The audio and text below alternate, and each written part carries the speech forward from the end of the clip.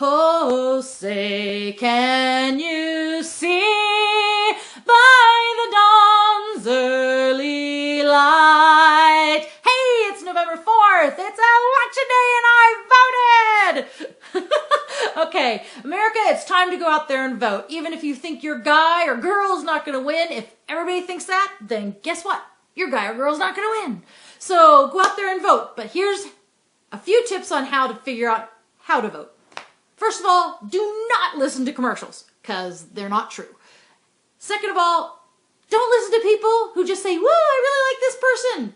Ask them why. Why do you like that person? Why are you going to vote for that person? Does that give me some concrete examples of why you're going to vote for that person? Do they support the things you believe in? Have they voted for the things you believe in? This is how you pick anyone from school board to president of the United States. There you go. There's the first way. And if their person you're asking doesn't know why, other than that they like them because they're trustworthy, they're really smooth, I think I really like that. I'd like to know that person.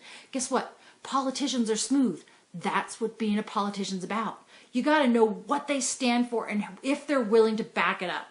That's how you figure out how to vote. If you don't know how to find that and the people around you don't know how to tell you because they've never done their own homework, here's one way that I've done my homework. Okay, people think I'm extreme, but this is how I've done it. Thank you, I'm getting an email. You go on and you watch a couple hours of C-SPAN, like if there's a congressional hearing on I don't care what issue.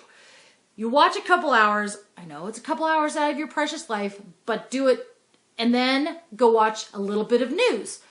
Which news, the conservative or the liberal or the conservative, which ones, and maybe you don't know who that is. Okay, conservative news, Fox News, liberal news, all the other ones, CNN, SCB, all of the network channels, they all have a liberal spin. So you got to listen to a little bit of each.